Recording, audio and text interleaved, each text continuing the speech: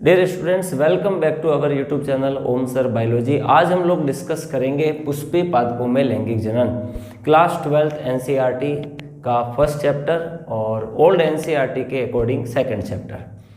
और मेरी तरफ से आपको ये सजेशन है कि जिनके पास में अभी जो नई एनसीईआरटी पढ़ रहे हैं, जिसमें सिलेबस 30% रिड्यूस हो गया, मतलब कम कर दिया गया है, उसमें फर्स्ट चैप्टर आपके हटा दिया गया है, जिसका नाम पहले था जीवों में जनन।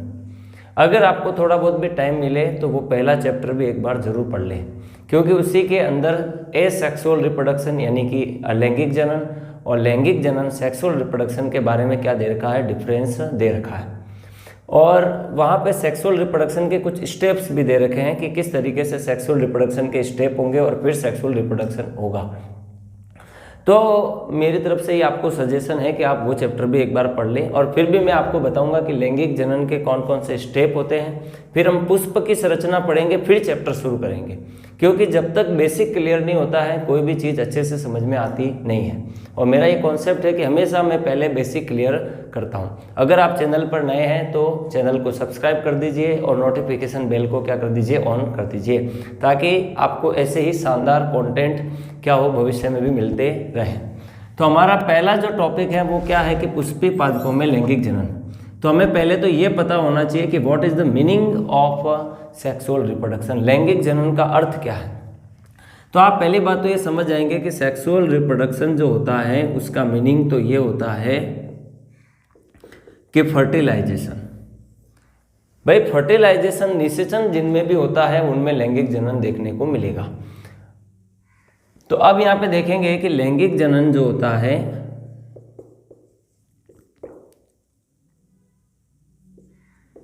लैंगिक जनन, सेक्सुअल रिप्रोडक्शन लैंगिक जनन जो होता है वो बाइपेरेंटल होता है। बाइपेरेंटल का मतलब है यहाँ पे 2 जनक की आवश्यकता होती है। कितने जनक की आवश्यकता होती है? 2 जनक। जनक का मतलब पेरेंट की आवश्यकता होती है, इस बात को समझ आएंगे। तो 2 पेरेंट की क्या होती है? आवश्यकता होती है। अब 2 पेरेंट में आपको पता है, सिंपल सी बात है, एक मेल पेरेंट होगा और दूसरा जो होगा वो आपका होगा फीमेल पेरेंट। हिंदी में कहें तो नर जनक, और इसको कह देंगे मादा जनक। अब देखो, मैंने आपको कहा है कि सेक्सुअल रिप्रोडक्शन का मीनिंग क्या है? By parental. बाई का मतलब कितना होता है? 2, और पेरेंट का मतलब जनक। तो कितने जनक की आवश्यकता होती है? 2 जनक की आवश्यकता होती है, एक मेल पेरेंट और एक फीमेल पेरेंट। और सेक्सुअल रिप्रोडक्शन में अगर सीधी सी बात कहूँ तो निषेचन होता है। क्या होता है? निषेचन, जो अलैंगिक जनन में देखने को नहीं मिलता है। ये इसकी सेक्सुअल रिप्रोडक्शन की खास बात है, निषेचन, फर्टिलाइजेशन। अगर फर्टिलाइजेशन देखने को मिल रहा है तो ये आप समझ जाएंगे कि वहाँ पे सेक्सुअल रिप्रोडक्शन हो रहा है। अब देखो निषेचन, अब अपन बात करते हैं स्टेप ऑफ सेक्सुअल रिप्रोडक्शन, लैंगिक जनन के स्टेप, या फिर ये कह सकते हैं कि लैंगिक जनन में कौन कौन सी घटनाएं देखने को मिलती हैं। तो ध्यान देना, सेक्सुअल रिप्रोडक्शन के अंदर 3 स्टेप होते हैं। एक तो होता है निषेचन पूर्व घटनाएं,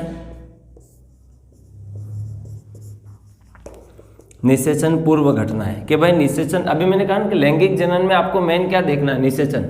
अगर निषेचन हो रहा है तो वो मतलब समझ जाना कि लैंगिक जनन हो रहा है। तो पहला स्टेप होगा निषेचन पूर्व घटनाएं, इंग्लिश में कहें तो pre fertilization event, pre fertilization event. दूसरा स्टेप जो आपका होगा वो होगा निषेचन। कौन सा स्टेप होगा? निषेचन, इंग्लिश में कहें तो फर्टिलाइजेशन।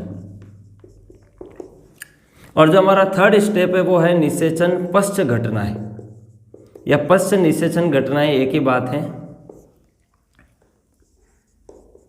कि भाई निषेचन के बाद होने वाली घटनाएं और निषेचन से पहले होने वाली निषेचन पूर्व घटनाएं, और बीच में आपका कौन सा आ जाएगा? निषेचन। इसको बोल देंगे पोस्ट फर्टिलाइजेशन इवेंट।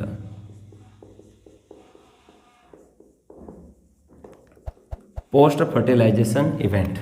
अब यहाँ पे एक बात ध्यान देनी है आपको, जो सबसे इंपॉर्टेंट क्या है वो ध्यान देंगे। तो कितनी घटनाएं हो गई? 3। पहली घटना वो जो निषेचन से पहले होगी, दूसरी घटना निषेचन होगी और तीसरी घटना क्या होगी, निषेचन के बाद क्या होगा। समझ में आ गई कहानी। क्योंकि आखिर जब निषेचन होगा तभी आगे जाकर के एक नए जीव या नई संतति का क्या होगा, उत्पन्न होगी। तो वो जो नई संतति उत्पन्न होगी वो निषेचन पश्च घटना में आएगा। लेकिन उसकी शुरुआत कहाँ से हुई, वो होगा निषेचन। लेकिन निषेचन में आपको पता है कि नर युग्मक और मादा युग्मक का संलयन होता है। तो पहले नर युग्मक मादा युग्मक जो बनेंगे वो आपके आ जाएंगे निषेचन पूर्व घटना में। तो ध्यान देंगे, निषेचन पूर्व घटना में 2 स्टेप आते हैं। पहला आता है आपका इसमें युग्मक जनन।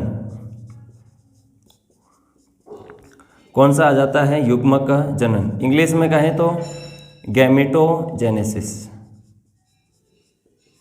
और जो दूसरा स्टेप आपका इसमें आएगा, पहला स्टेप गैमेटोजेनेसिस, दूसरा स्टेप जो आपका आएगा इसमें आएगा युग्मक स्थानांतरण। युग्मक स्थानांतरण, युग्मक स्थानांतरण यानी कि इंग्लिश में कहें तो गैमेट ट्रांसफर। देखिए इतनी इंग्लिश आपको पता होनी चाहिए, क्योंकि जब आप एमएससी, फार्मेसी, नर्सिंग वगैरह करेंगे तो इतनी इंग्लिश तो आपके लिए बहुत कंपलसरी, क्योंकि आपको पता है आगे इनकी बुक्स जो है वो सारी इंग्लिश मीडियम में आती हैं। तो छोटे मोटे इंग्लिश आपको पता होनी ही चाहिए, है कि नहीं है। मैं मानता हूँ हिंदी बहुत अच्छा मीडियम है ताकि हम इजीली समझ सकते हैं, लेकिन फिर भी इंग्लिश पता होनी चाहिए। कुछ बच्चे ऐसे भी होते हैं जिनको ये भी पता नहीं कि निषेचन को इंग्लिश में फर्टिलाइजेशन कहते हैं। फिर जब वो आगे कोर्स करते हैं तो वो फर्टिलाइजेशन कहते हैं, प्रोफेसर बोलेंगे फर्टिलाइजेशन। अब उनको सोचने में पड़ जाता है यार फर्टिलाइजेशन क्या आइटम है। अरे भाई आइटम नहीं है, जो निषेचन तुमने पढ़ा उसी को क्या बोलते हैं, फर्टिलाइजेशन। तो थोड़ी बहुत इंग्लिश पता होनी चाहिए।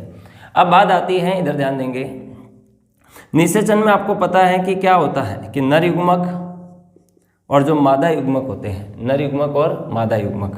तो मैंने यहाँ लिख दिया जैसे मेल गैमेट यानी कि नर युग्मक, और ये आपका क्या हो जाएगा, फीमेल गैमेट यानी कि मादा युग्मक। दोनों का क्या होगा, निषेचन होगा। तो क्या बनेगा, जाइगोट बनेगा। क्या बनेगा, जाइगोट। जाइगोट को हिंदी में कहते हैं युग्मनज। क्या कहते हैं, युग्मनज।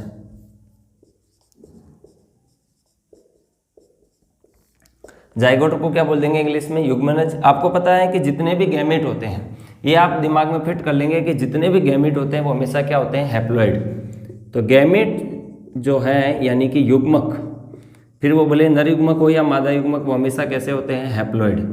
हैप्लॉइड का मीनिंग अगुणित होते हैं। क्या होता है, अगुणित। ये हमेशा कैसे होते हैं, अगुणित होते हैं। तो यहाँ पे भी नर युग्मक आपका कैसा होगा, हैप्लॉइड। फीमेल गैमेट भी कैसा होगा, हैप्लॉइड। हैप्लॉइड और हैप्लॉइड मिलके क्या बनेगा, जाइगोट डिप्लॉइड। अब अगर आपको कोई प्रश्न पूछ ले कि लैंगिक जनन करने वाले जीवों में जीवन की शुरुआत कौन सी कोशिका से होती है, तो आपका आंसर होना चाहिए जाइगोट। क्या आंसर होगा, जाइगोट। कुछ लोग इसमें नर युग्मक और मादा युग्मक भी लिख देते हैं, वो बिल्कुल गलत है। क्या बिना नर युग्मक के, केवल अकेला नर युग्मक भी है ना किसी नई संतति को पैदा नहीं कर सकता, और अकेला मादा युग्मक भी नई संतति को पैदा नहीं कर सकता। दोनों की क्या होगा, निषेचन होगा। और जब दोनों का निषेचन होगा, जब दोनों का क्या होगा, निषेचन, तब जाइगोट बनेगा। जाइगोट क्या है, एक सिंगल सेल है, डिप्लॉइड। इसी में आगे जाकर के क्या होता है, सेल डिवीजन होता है, कोशिका विभाजन, और इसी युग्मनज से एक नए भ्रूण यानी कि एक नए बेबी का क्या होता है, डेवलपमेंट होता है, जो आपके आएगा निषेचन पश्च घटना में। तो अब देखेंगे निषेचन पश्च घटना के अंदर जो मेन स्टेप है वो है एम्ब्रियोजेनेसिस, जिसको हिंदी में बोलते हैं भ्रूणोद्भव। क्या बोलते हैं, भ्रूणोद्भव। देखो नाम से पता चल रहा है, एम्ब्रियो को हिंदी में बोलते हैं भ्रूण। जेनेसिस का मीनिंग होता है फॉर्मेशन, उद्भवन। उद्भवन का मतलब डेवलप होना। तो यहाँ पर क्या होता है कि जो जाइगोट बना है आपके पास में, क्या बना है, जाइगोट। जाइगोट यानी कि डिप्लॉइड युग्मनज। ये युग्मनज जो है आपका वो किस में डेवलप होगा, एम्ब्रियो में। किस में डेवलप होगा, एम्ब्रियो में। इसी को हम लोग बोलते हैं निषेचन पश्च घटना। अब देखो मैंने कहा कि लैंगिक जनन में मुख्य घटना कौन सी होती है, निषेचन। तो अब निषेचन के लिए नर युग्मक और मादा युग्मक चाहिए। तो नर युग्मक और मादा युग्मक पहले बनेंगे, तो पहले बनेंगे तो क्या बोल देंगे, निषेचन पूर्व घटना है। यहाँ पे युग्मक जनन में क्या होता है, युग्मकों का क्या होता है, निर्माण होता है।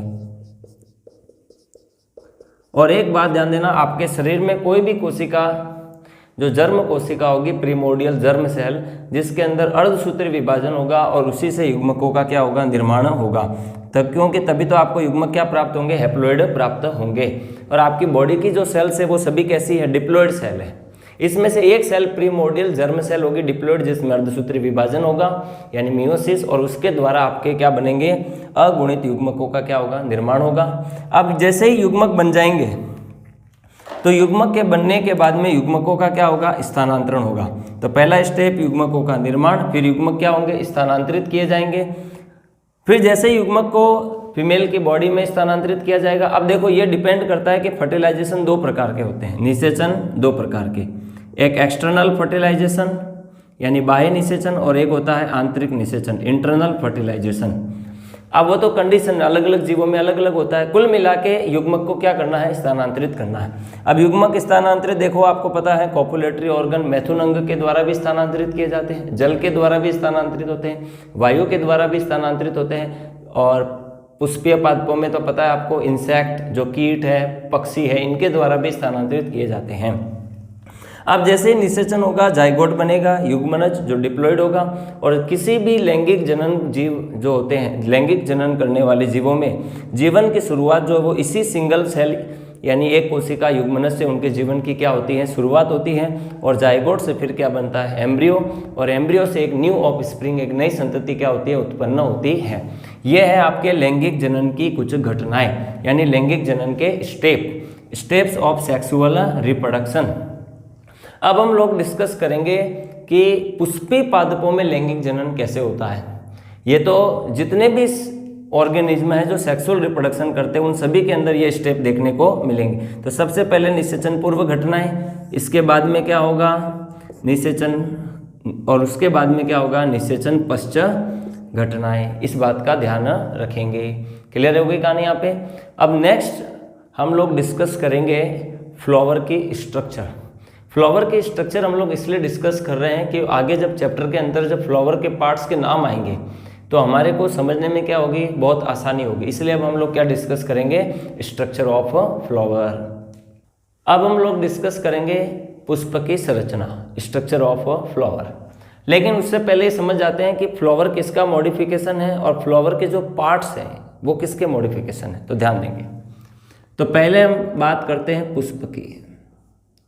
तो जो पुष्प है वो तने का रूपांतरण है। किसका रूपांतरण है, तने का रूपांतरण। इंग्लिश में कहें तो is the modified stem. Modified shoot भी लिख सकते हैं और स्टेम भी लिख सकते हैं। ध्यान देंगे। तो पुष्प जो है वो किसका रूपांतरण है, तने का रूपांतरण है। यानी कि वास्तव में ये एक तना ही है, लेकिन तने का क्या हुआ है, रूपांतरण हुआ है। अब लेकिन एक बात, एक और क्वेश्चन जो इंपॉर्टेंट है वो क्या है कि जो पुष्प के भाग हैं, अब यही क्वेश्चन एग्जाम में एक बार आया हुआ है। उन्होंने क्या दे दिया कि पुष्प के भाग रूपांतरण है, और पहला ऑप्शन दे दिया तना, दूसरा ऑप्शन दे दिया पत्ती, और तीसरे में लिख दिया दोनों, और चौथे में लिख दिया कोई नहीं।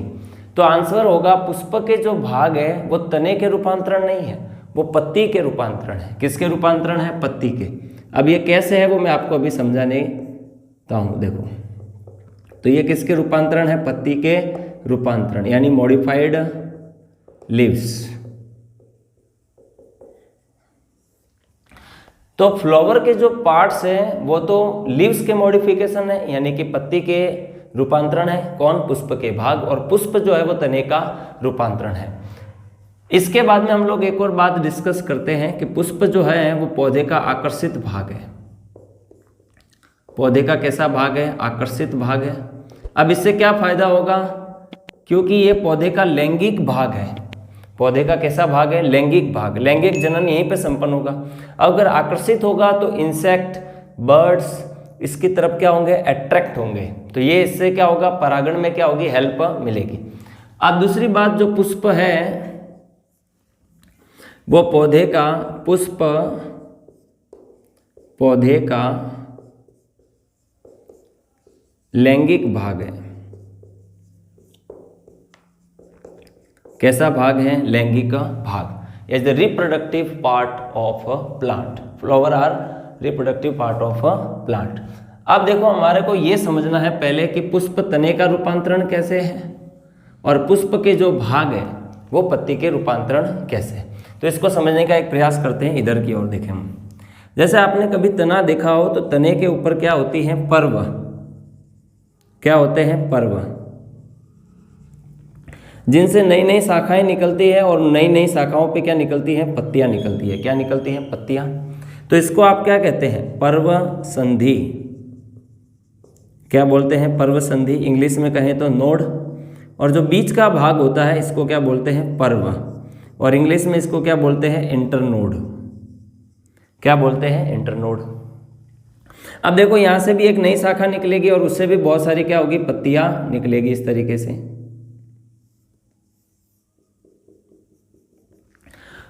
अब यहां से भी देखो एक नई शाखा निकलेगी और उस नई शाखा पर क्या निकलेगी, बहुत सारी पत्तियां निकलेगी। तो ये वास्तव में अपन ने अभी क्या कहा कि जो पुष्प है वो तने का रूपांतरण है। तो तने का रूपांतरण कैसे होगा वो समझते हैं, देखेंगे। तो जैसे तने के ऊपर क्या पाई जाती है, पर्व संधि, वैसे ही पुष्प में भी पर्व संधियां देखने को मिलती है। तो पहले समझते हैं फ्लावर के पार्ट्स को और फिर इस बात भी साथ में समझेंगे, अभी देखेंगे। तो पहले जो स्ट्रक्चर आपको नजर आ रही है इसको बोलते हैं पेडिकल। क्या बोलते हैं, पेडिकल। आप में से कई लोगों ने कभी किसी को फूल दिया हो, इसलिए तो कहते हैं देखो फूल क्या है, प्यार का भी प्रतीक है, खुशी का प्रतीक है, शोक का प्रतीक है। अब कहीं मर गए कोई इंसान तो उसके ऊपर भी फूल बरसाते हैं। अब कोई अच्छा काम करे तो उसके ऊपर भी फूल।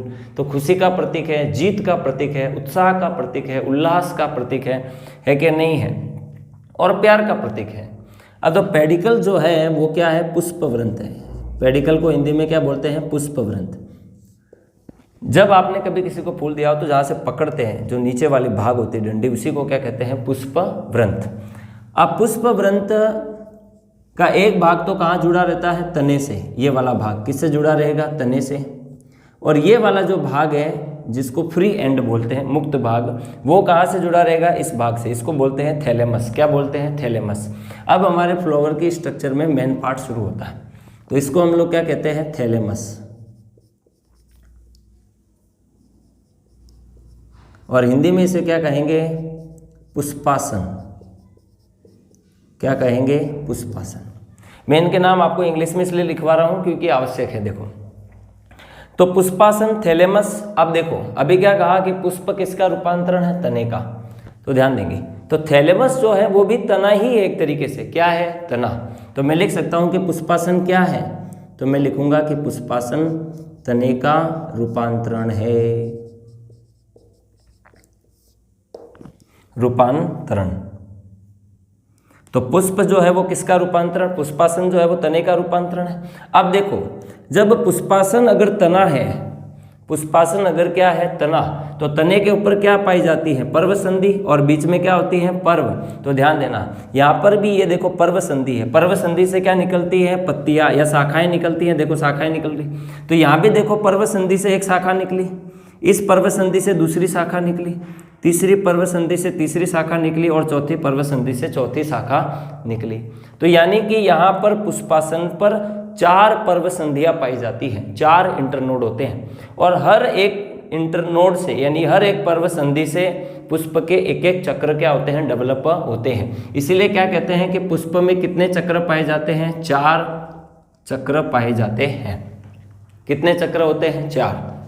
अब अगली बात यहाँ पे करते हैं हम लोग नोट। तो ये क्या है, पहली पर्व संधि, तो फर्स्ट पर्व संधि। और पर्व संधि को इंग्लिश में क्या बोलते हैं, नोड। तो मैं यहाँ लिख देता हूँ फर्स्ट नोड।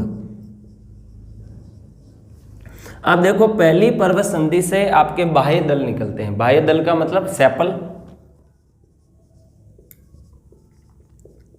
हिंदी में क्या कहेंगे, बाह्य दल।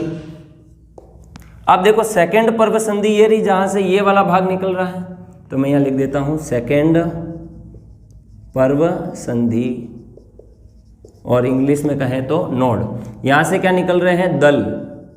दल का मतलब पंखुड़ी। अब आप एक बात मुझे बताओ कि पर्व संधि से क्या निकलती है, पत्ती। अब यहाँ पे देखो पर्व संधि से पुष्प के अलग अलग भाग निकल रहे हैं कि नहीं निकल रहे हैं। तो पुष्प के जो भाग है वो पत्ती के रूपांतरण है। वास्तव में इस पर्व संधि से क्या निकलने, भाई पुष्पासन क्या है, तना, तने से क्या निकलती है, पुष्प के पत्तियां। अब लेकिन यहाँ पे पत्ती नहीं निकल के क्या निकले, बाह्य दल, और यहाँ पे क्या निकली, पंखुड़ी, यहाँ पे निकला आपका पुमंग, यहाँ क्या निकला, जायांग। तो मैं कह सकता हूँ कि पुष्प के जो भाग है वो किसके रूपांतरण है, पत्ती के रूपांतरण है। अब आगे देखते हैं ये वाला भाग, तीसरा, थर्ड, ये तीसरी पर्व संधि है आपकी। तो तीसरी पर्व संधि जो है उससे क्या निकलते हैं, पुमंग, क्या निकलते हैं, पुमंग। और जो चौथी पर्व संधि है ये वाली भाग, ये है आपकी फोर्थ पर्व संधि, इससे आपके क्या निकलते हैं, जायांग, क्या निकलते हैं, जायांग। अब आप मुझे एक बात बताएंगे कि ये दो पर्व संधियों के बीच में जो जगह होती है उसको क्या बोलते हैं, इंटरनोड पर्व। अब पर्व यहाँ पर भी है, देखिए ये वाला जो भाग दिख रहा है ये पर्व है, लेकिन यहाँ पे पर्व क्या होते हैं, छोटे होते हैं, क्या होते हैं, छोटे। तो मैं क्या लिख सकता हूँ कि पुष्पासन पर 4 पर्व संधि पाई जाती है, 4 पर्व संधि क्या होती है, उपस्थित होती है। पुष्पासन पर कितनी पर्व संधि उपस्थित होती है, 4। हर पर्व संधि से पुष्प के अलग अलग भाग निकलते हैं। पहली पर्व संधि से बाह्य दल, दूसरी पर्व संधि से दल, तीसरी पर्व संधि से पुमंग, और चौथी पर्व संधि से क्या निकलते हैं, जायांग निकलते हैं। अब अगली बात आती है कि कौन कौन से पर्व संधि से कौन से भाग निकलते हैं, वो वहाँ लिखवा दिए हैं। अब यहाँ पे बात आती है कि जो पर्व है, पर्व का मतलब ये वाले भाग जो मैं रेड मार्कर से बना रहा हूँ, ये ध्यान देंगे, इधर ये देखेंगे, ये जो भाग आपको नजर आ रहा है इसको हम लोग क्या कहेंगे, पर्व, क्या कहेंगे, पर्व। इंग्लिश में कहें तो इंटरनोड। तो पर्व ये भी है, पर्व ये भी है, और पर्व आपके ये भी है, ये सब आपके क्या है, पर्व। लेकिन देखो यहाँ पे पर्व थोड़े छोटे हैं, जबकि तने में पर्व क्या होते हैं, बड़े। तो मैं यहाँ पे लिख सकता हूँ कि पर्व जो है यहाँ पर, यानी कि इंटरनोड, वो क्या होते हैं, छोटे होते हैं, यानी कि रिड्यूस हो जाते हैं। लेकिन जब आप मॉर्फोलॉजी पढ़ेंगे, मैं आपको बाद में एक वीडियो बनाऊंगा मॉर्फोलॉजी ऑफ फ्लावरिंग के अंदर कभी कभी क्या होता है कि जायांग और पुमंग के बीच में जो पर्वस ये है, इनकी लंबाई बढ़ जाती है। कभी कभी पुमंग और पंखुड़ी के बीच में पर्व की लंबाई क्या हो जाती है, बढ़ जाती है। तो वो अपने को अभी डिस्कस नहीं करना, अभी फिलहाल हम फ्लावर के पार्ट्स डिस्कस कर रहे हैं। तो हमारा जो ये टॉपिक था कि पुष्प जो है वो किसका रूपांतरण है, तने का। क्यों? क्योंकि पुष्पासन जो है वो तना है, क्या है, तना। अब पूरा पुष्प इसी पे टिका हुआ है, देखो नाम से पता चल रहा है पुष्प का आसन। तो पूरा पुष्प के भाग कहाँ से निकले, पुष्पासन से। तो ये तने का रूपांतरण हुआ, पुष्पा पूरा क्या हुआ, तने का रूपांतरण। लेकिन इसके जो भाग है वो किसके रूपांतरण है, पत्ती के रूपांतरण है। इस बात को क्लियर कर लेंगे। तो अब मैं इसको यहाँ से क्या कर देता हूँ, रब कर देता हूँ।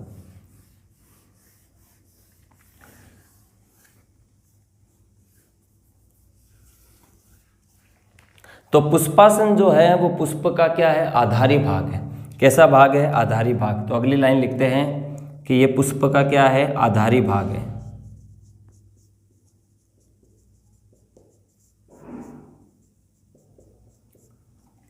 और कैसा भाग है, फूला हुआ।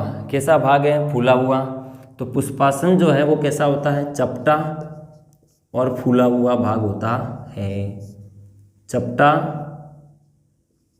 और फूला हुआ भाग होता है।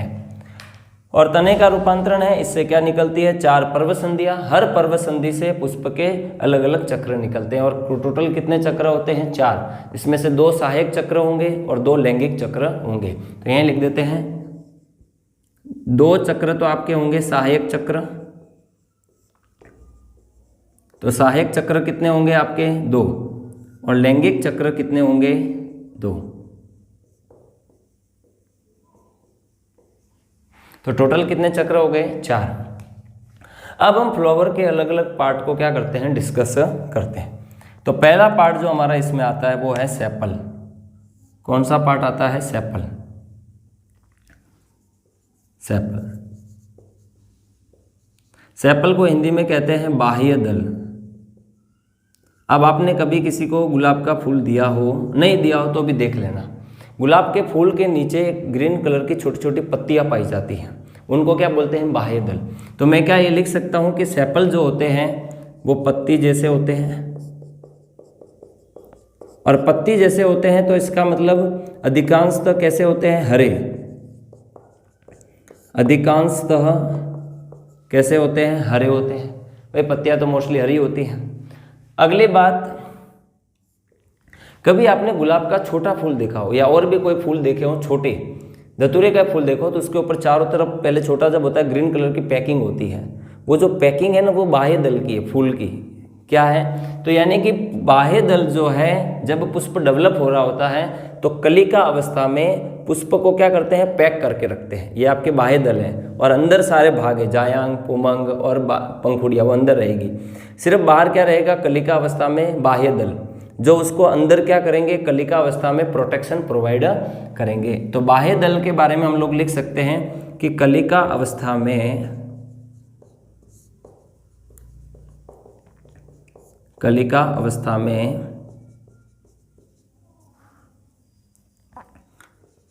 पुष्प के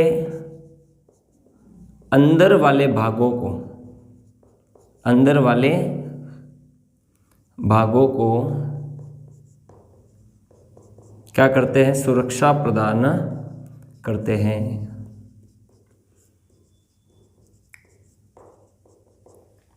सुरक्षा प्रदान करते हैं। अब देखो सेपल कोई एक तो होगा नहीं, नीचे पत्तियां एक तो होगी नहीं, बहुत सारी होगी। तो जो सेपल का ग्रुप है तो यहाँ पे लिख सकते हैं कलेक्शन ऑफ सेपल। हिंदी में कहें तो बाह्य दल का समूह क्या कहलाता है? कैलिक्स कहलाता है। क्या कहलाता है? कैलिक्स। अब ये आपका पहला चक्र हो गया पुष्प का, जो पुष्प का सबसे बाहरी चक्र होता है। तो कैलिक्स क्या है? पुष्प का सबसे बाहरी चक्र, और कलिका अवस्था में पूरा पैक करके रखेगा और उससे क्या रहेंगे? पुष्प के जो अंदर के भाग है वो क्या रहेंगे? सुरक्षित रहेंगे। तो सेपल बाह्य दल है, इसके बाह्य दल के समूह को क्या कहते हैं? कैलिक्स कहते हैं। और कैलिक्स जो है पुष्प का सबसे बाहरी चक्र है, जिसको सहायक चक्र माना जाएगा। क्या माना जाएगा? सहायक चक्र। तो कैलिक्स क्या है? पुष्प का सहायक चक्र।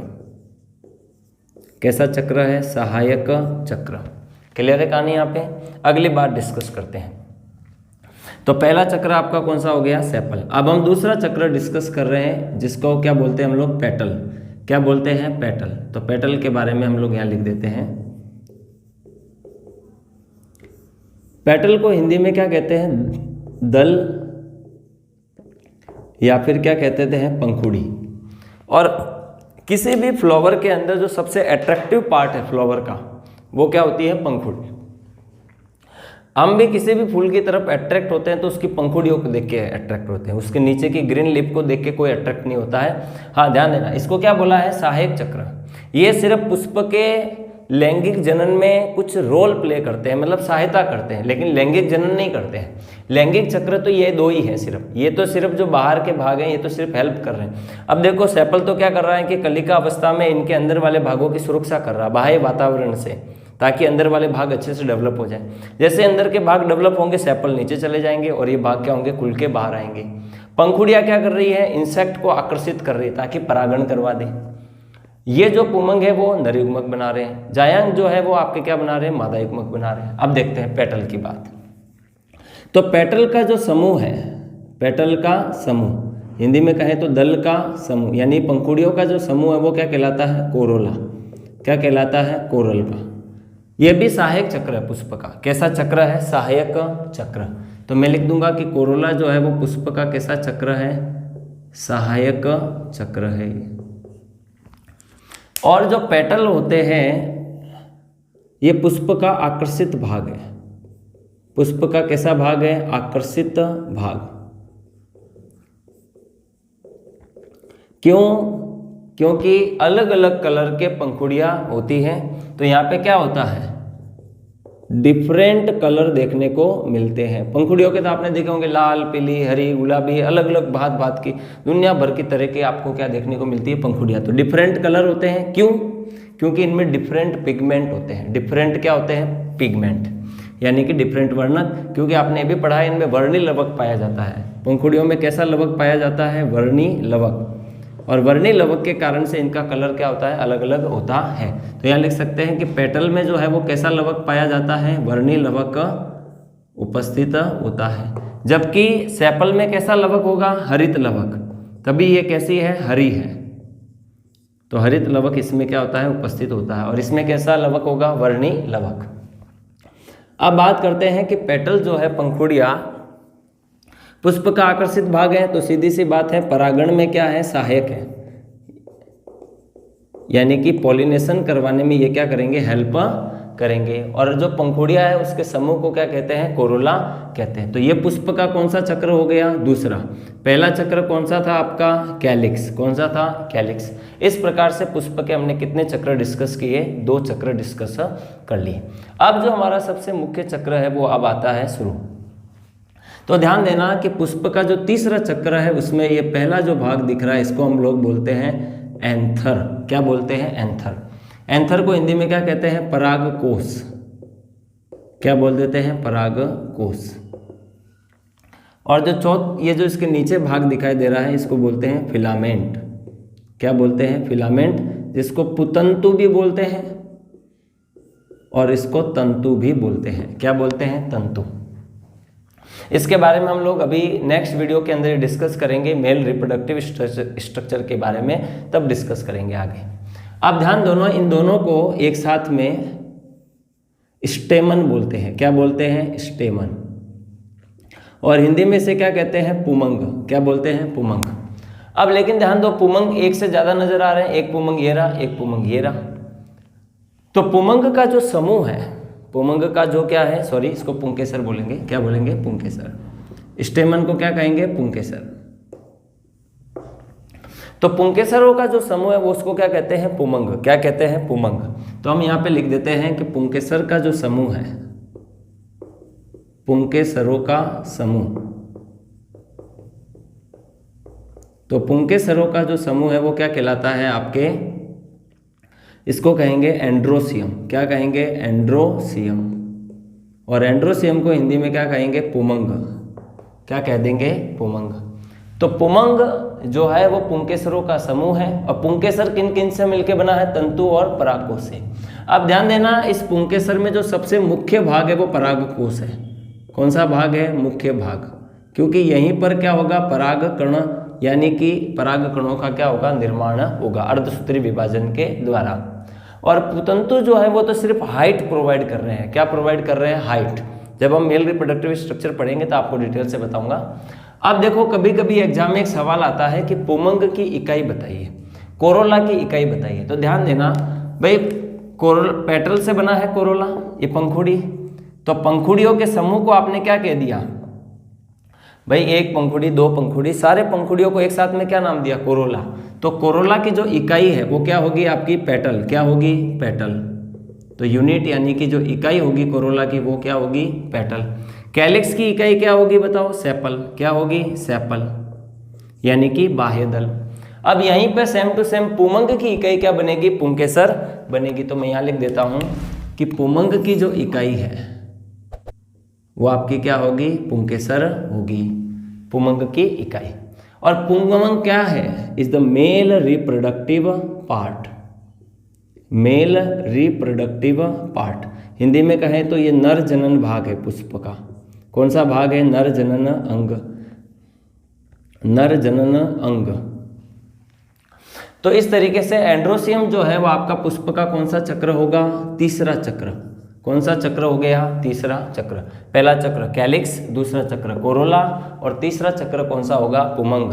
अब ध्यान देना, ये दोनों कौन से चक्र थे, सहायक चक्र। कौन से चक्र थे, सहायक चक्र। ये भी कौन सा चक्र है, सहायक चक्र।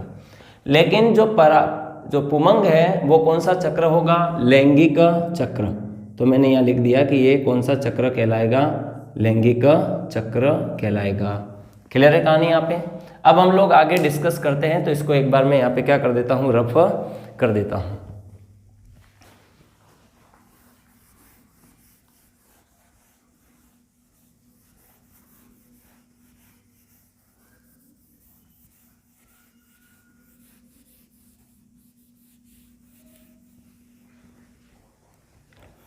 वो आप लोग पहले नोट डाउन कर लेना, फिर हम लोग आगे डिस्कस करेंगे। अब देखेंगे, तो जो सबसे ऊपर वाला भाग दिखाई दे रहा है इसको बोलते हैं स्टिग्मा।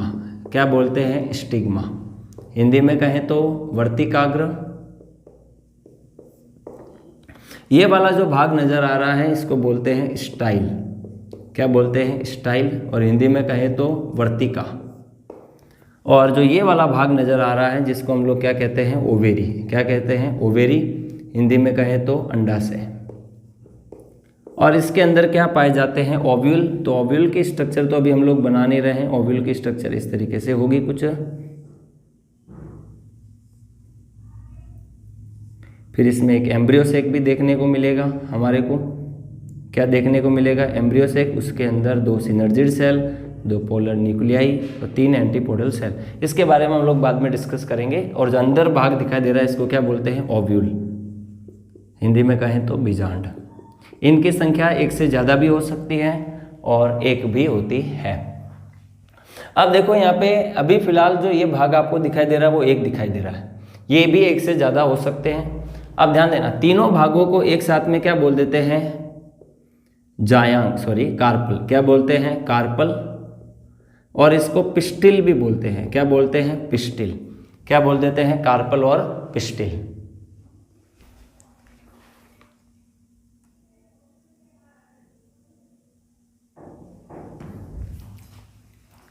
तो इस भाग को कार्पल और पिस्टिल भी बोलते हैं। हिंदी में क्या कहेंगे इसे, अंडप।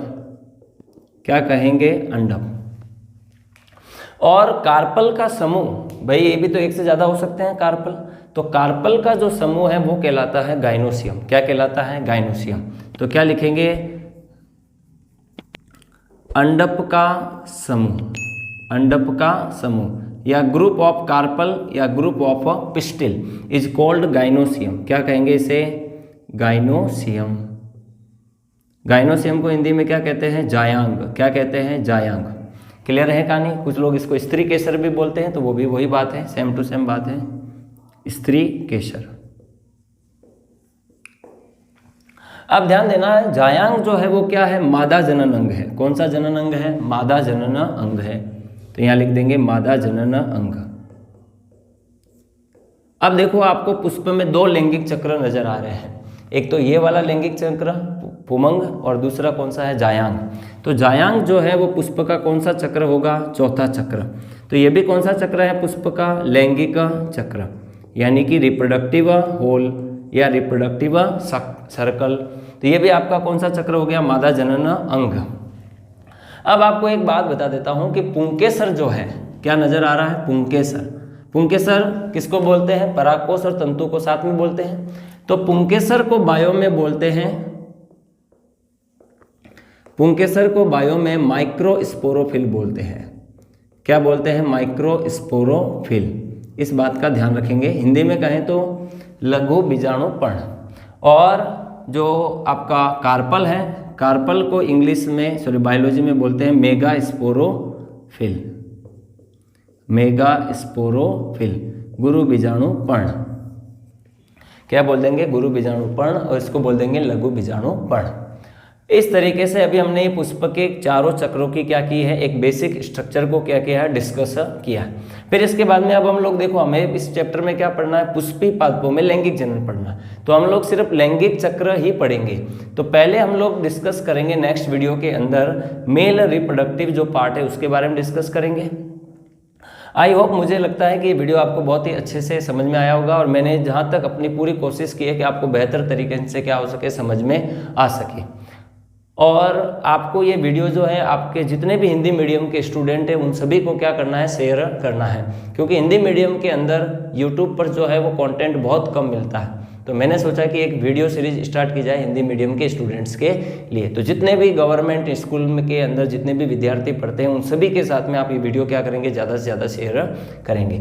अभी हम लोग कुछ और भी बेसिक बातें क्या करेंगे, डिस्कस करेंगे इस चैप्टर से रिलेटेड। प्रोफेसर पंचानन माहेश्वरी कौन है, पुष्प के क्या क्या उपयोग हो सकते हैं। फिर नेक्स्ट वीडियो के अंदर एक फलनी पादप, बहुफलनी पादप के बारे में भी डिस्कस करेंगे। अभी हम लोग इस चैप्टर के अंदर कुछ बेसिक बात और डिस्कस करते हैं जो बोर्ड एग्जाम्स के अंदर थोड़ी कम पूछी जाती है लेकिन इंपॉर्टेंट है, पता होनी चाहिए। तो सबसे पहले हम लोग डिस्कस करेंगे प्रोफेसर पंचानन माहेश्वरी के बारे में। 1 नंबर में कई बार क्वेश्चन आ जाता है। आप एक लोग ध्यान देंगे, एनसीईआरटी के अंदर जितने भी साइंटिस्ट का जीवन परिचय दिया हुआ उनको भी एक बार पढ़ लें। कम से कम उनका नाम और उन्होंने क्या काम किया वो तो जरूर पढ़ लें। है कि नहीं। आपको लगे मेरे को जन्म और मृत्यु की तारीख याद नहीं हो सकती तो अलग बात है, लेकिन उनके नाम और उन्होंने किस फील्ड के अंदर, बायोलॉजी के किस फील्ड में काम किया वो आपको पता होना चाहिए, या फिर उन्हें किस टॉपिक का जनक कहा जाता है ये भी पता होना चाहिए। तो सबसे पहले हम लोग डिस्कस करते हैं प्रोफेसर पंचानन माहेश्वरी के बारे में, क्योंकि जब हम लोग पादपों में लैंगिक जनन पढ़ रहे हैं तो इनका नाम लिए बिना ये चैप्टर अधूरा रह जाता है। तो प्रोफेसर पंचानन माहेश्वरी, तो आपको इतना सा ध्यान देना है कि इन्हें father of Indian plant embryology कहा जाता है, father of Indian plant embryology. Hindi में कहें तो भारतीय पादप भ्रूणिकी का जनक, पादप भ्रूणिकी का, भ्रूणिकी का मतलब जिन्होंने एम्ब्रियो, भ्रूण का परिवर्धन कैसा होता है उसकी स्टडी करते हैं, उसको बोलते हैं एम्ब्रियोलॉजी। तो उस प्लांट के अंदर जो भ्रूण का परिवर्धन कैसे होता है उसके बारे में स्टडी किया इन्होंने, इसलिए इन्हें क्या कहा गया, भारतीय पादप भ्रूणिकी का जनक भी कहा जाता है। दूसरी बात, इन्होंने एक बुक लिखी थी, उसका नाम भी आपको पता होना चाहिए। तो इनकी जो पुस्तक है उसका नाम क्या है, उसका नाम थोड़ा सा बड़ा है, मैं लिखवा देता हूँ। एन इंट्रोडक्शन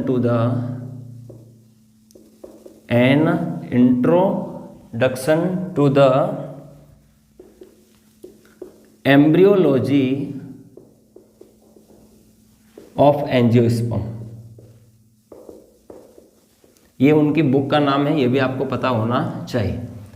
तो पहली बात तो प्रोफेसर पंचानन माहेश्वरी की कि इन्हें father of Indian plant embryology कहा जाता है, और इन्होंने एक बुक लिखी है an introduction to the embryology of angiosperm, इस बुक का नाम भी आपको पता होना चाहिए। दूसरी बात, ऐसा हम कौन सा पुष्प ले सकते हैं जिसके अंदर, अब एक बात ध्यान देंगे, इस चैप्टर के अंदर हम आवर्त बीजी पुष्पों में लैंगिक जनन पढ़ रहे हैं, क्योंकि चैप्टर का नाम क्या है, sexual reproduction in angiospermic flowering plant. ध्यान देंगे, आवर्त बीजी पुष्पों के अंदर जो लैंगिक जनन है वो देखने को मिलता है। तो हम यहाँ आवर्त बीजी पौधों के बारे में डिस्कस कर रहे हैं, तो हम ऐसा कौन सा पुष्प ले लें जिसके अंदर हमारे को ज़्यादा से ज़्यादा आवर्त बीजी पुष्पों के लक्षण देखने को मिले। अब देखो, हमने मान लो कोई एक पुष्प ले लिया गुलाब, उसके अंदर एक ऐसा कोई लक्षण है जैसे मान लो आवर्त बीजी के लक्षण नहीं है, या फिर मान लो हमने एक लिंगी पुष्प ले लिया, कोई पपीता ले लिया, मान लो पपीता का पुष्प ले लिया, या फिर खजूर का पुष्प ले लिया, या नारियल का ले लिया, ये भी एक लिंगी पुष्प है। अब इन एक लिंगी पुष्पों में आपको नर जनन अंग दिखेगा या फिर किसी में मादा जनन अंग नहीं दिखेगा।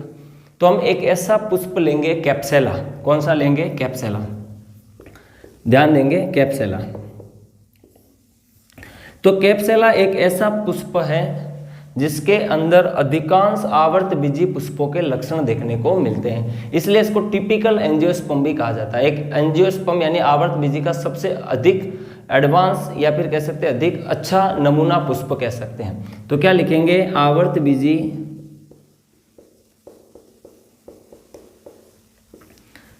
या फिर लिख सकते हैं कि अधिकांश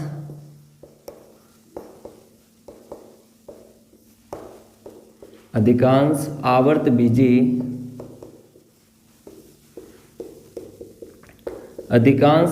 बीजी पुष्पों के लक्षण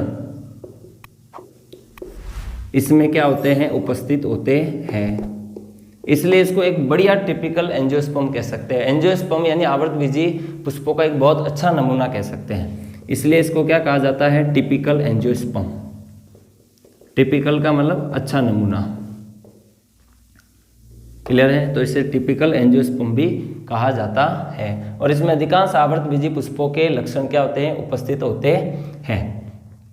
इसमें अधिकांश आवर्त बीजी पुष्पों के लक्षण क्या होते हैं, उपस्थित होते हैं। दूसरी बात, ये 1 वर्षीय पौधा है, ये अच्छी बात है। अब मान लो आपने एक ऐसा आवर्त बीजी पौधा ले लिया जिसमें 10 साल बाद में पुष्प आते हैं, तो अब आप 10 साल इंतजार करोगे क्या उसके अंदर पुष्प आने का, फिर 10 साल बाद में पुष्प आएंगे, फिर हम लोग उस पर स्टडी करेंगे। तो इससे बढ़िया तो 1 वर्षीय पौधा है, हर एक साल बाद में इसमें पुष्प आ जाएंगे। और ये एक तरीके से खरपतवार है। क्या है, खरपतवार। जब सर्दियों में खेती होती है तो फसल के साथ में उगते हैं, तो क्या लिखेंगे, सर्दियों में उगते हैं, सर्दियों में फसल के साथ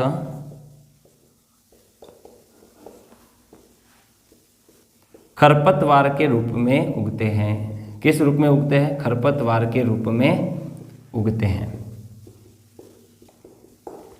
तो खरपतवार के रूप में उगते हैं। कब उगते हैं? सर्दियों में फसल के रूप में उगते हैं, फसल के साथ साथ में उगते हैं। दूसरी बात, जो कैप्सुला है ये है स्पोरोफाइट प्लांट कह सकते हैं। इसकी जो प्लांट बॉडी है, क्या कहेंगे? Plant body. प्लांट बॉडी का मतलब इसकी जो पादप का शरीर है, प्लांट बॉडी इसकी स्पोरोफाइटिक होती है। कैसी होती है? स्पोरोफाइटिक। स्पोरोफाइटिक का मीनिंग होता है स्पोरोफाइटिक का हम लोग यहाँ पे कह सकते हैं बीजाणुद्भिद कह सकते हैं एक तरीके से। तो स्पोरोफाइटिक कैसा होगा? डिप्लॉइड होगा। कैसा होगा? डिप्लॉइड होगा। इसका मीनिंग क्या है कुल मिला के वो समझेंगे। देखो यहाँ पे स्पोरोफाइटिक का मीनिंग ये है कि इसकी जो बॉडी है उसको आप आसानी से जड़, तना, पत्ती में क्या कर सकते हैं? विभेदित कर सकते हैं। लेकिन जैसे आपने देखा होगा थैलोफाइटा, ब्रायोफाइटा के अंदर हम उसकी प्लांट बॉडी को जड़, तना, पत्ती में अच्छे से विभेदित नहीं कर सकते। तो क्या लिखा है कि इसकी प्लांट बॉडी जो है वो कैसी होती है? स्पोरोफाइटिक होती है, जिसके कारण से इसे जड़, तना व पत्ती में विभेदित कर सकते हैं। जड़, तना, पत्ती में क्या कर सकते हैं? विभेदित कर सकते हैं। एक और ख़ास बात मैं आपको बता देता हूं कि कैप्सुला जो है वो हेटेरोस्पोरस प्लांट है। कैसा प्लांट है? हेटेरोस्पोरस। हेटेरो का मीनिंग होता है डिफरेंट। क्या मीनिंग होता है? डिफरेंट। और स्पोरस का मतलब होता है स्पोर, यानी कि इसमें भिन्न भिन्न क्या बनते हैं? बीजाणु बनते हैं। तो इसमें दो बीजाणु बनते हैं। एक तो बनते हैं आपके माइक्रोस्पोर, जिसको हिंदी में कहते हैं लघु बीजाणु, और इसमें एक बनते हैं मेगा स्पोर। क्या बनते हैं? Mega spore. हिंदी में कहें तो गुरु बीजाणु। अब कुछ लोग समझेंगे मेगा का मतलब तो बड़ा होता है। तो देखो गुरु हमेशा बड़ा होता है, इसलिए गुरु को यहाँ पे मेगा के लिए क्या शब्द भी क्या किया गया? गुरु बीजाणु। माइक्रोस्पोर को आप बोलेंगे मेल गैमेट, यानी कि नर युग्मक, और जो मेगा स्पोर है उसको क्या याद रखेंगे? Female gamete. अब कुछ लोगों को इसमें यह भी कन्फ्यूजन हो जाता है कई बार कि मादा युग्मक माइक्रोस्पोर थे या नर युग्मक मेगा स्पोर थे। तो इसका एक अच्छा तरीका याद रखने का, देखो घर में जो फीमेल होती है वो सबकी गुरु होती है, मतलब मेगा यानी बड़ी, उसी की चलती है पावर। और जो बेचारा मेल होता है वो क्या होता है? माइक्रो, लघु, एक छोटे से रूप के अंदर दब के रह जाता है, इसलिए इसको ऐसे याद रखा जा सकता है। तो जो मेल होता है वो क्या होता है? लघु, छोटा होता है बेचारा, माइक्रो। और जो फीमेल होती है वो क्या होती है? बड़ी, गुरु, उसी की चलती है, इसलिए इसको क्या बोल देंगे? गुरु बीजाणु। क्लियर है कहानी यहाँ पे? अब एक बात और ध्यान देंगे कि पुष्प के और क्या क्या महत्व हो सकते हैं। तो आपके एनसीईआरटी में आप लोगों ने पढ़ा होगा पुष्प आभूषण में भी काम आते हैं। लोग शादियों में जो लड़कियां होती है वो बालों के गुच्छों में मोगरे के फूल लगाती हैं, तो पुष्प जो है आभूषण में भी काम आता है। कोई सामाजिक कार्यक्रमों में भी काम आता है, मृत्यु पर, किसी के शोक संदेश पे, या फिर कोई अच्छा खुशी का माहौल हो तो उसमें भी फूल बरसाते हैं। तो पुष्प जो है आपका, तो मैं यहाँ लिख देता हूँ, पुष्प जो है आपका खुशी, प्यार, उल्लास, उत्साह, शोक आदि का क्या है? प्रतीक है। आदि का क्या है? प्रतीक है। और भी बहुत सारे हो सकते हैं। और जो पुष्प है वो देखो कई सामाजिक कार्यक्रमों में काम आता है। इसके अलावा आभूषण के रूप में भी हम लोग इसको काम में लेते हैं। इसकी सांस्कृतिक महत्व भी है। क्या है? सांस्कृतिक महत्व भी है। जैसे आपको पता है कि कमल है, कमल पे माँ सरस्वती बैठते, तो कमल का एक महत्व हो गया, सांस्कृतिक महत्व। क्लियर है कि नहीं कहानी यहाँ पे? और भी इसके कई आपको नैतिक मूल्य भी हो सकते हैं इसके कई, समझ में आ गए? तो कई सामाजिक, सांस्कृतिक, आभूषण के अंदर भी पुष्प को क्या किया जाता है? यूज किया जाता है। इसमें एक बात और ध्यान देंगे कि जितने भी पुष्पी पादप हैं,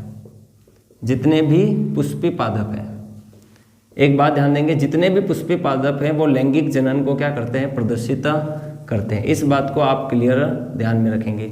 जितने भी पुष्पी पादप हैं सभी के सभी लैंगिक जनन क्या करते हैं? प्रदर्शित करते हैं। तो पुष्पी पादप जो है वो क्या प्रदर्शित करते हैं? लैंगिक जनन प्रदर्शित करते हैं। इसके अलावा एक बात और ध्यान देना, एक ब्रांच होती है फ्लोरिकल्चर। तो फ्लोरिकल्चर क्या वर्ड है उसका भी मैं आपको बता देता हूँ। पुष्पों की खेती को बोलते हैं फ्लोरिकल्चर। क्या बोलते हैं? पुष्पों की खेती। ये साइंस की एक नई ब्रांच कह सकते हैं, पुष्पों की खेती। अब इसमें पुष्पों का प्रजनन भी आएगा, दूसरी बात उसकी मार्केटिंग भी आएगी। क्या आएगी? मार्केटिंग। इन सारी चीज़ों को शामिल किया जाता है इसमें। तो फ्लोरिकल्चर के अंदर पुष्पों की खेती, उनके प्रजनन और उनकी मार्केटिंग का क्या किया जाता है? अध्ययन किया जाता है। क्लियर है कि नहीं? साइंस की एक ब्रांच है फ्लोरिकल्चर। और पुष्पी पादप जितने भी होते हैं सभी लैंगिक जनन क्या करते हैं? प्रदर्शित करते हैं। सभी पुष्पी पादप लैंगिक जनन क्या करते हैं? प्रदर्शित करते हैं। आई होप आपको ये वीडियो पसंद आया होगा। तो आप कमेंट करके ये वीडियो बताएंगे कि आपको कैसा लगा, और जो टॉपिक आपको कोई समझ में नहीं आ रहा हो तो मैं उस टॉपिक पर भी वीडियो बना दूंगा आप लोगों के लिए। और अपने दोस्त फ्रेंड्स के साथ में भी इस वीडियो को ज़्यादा से ज़्यादा क्या कीजिए? शेयर कीजिए। जय हिंद, वंदे मातरम।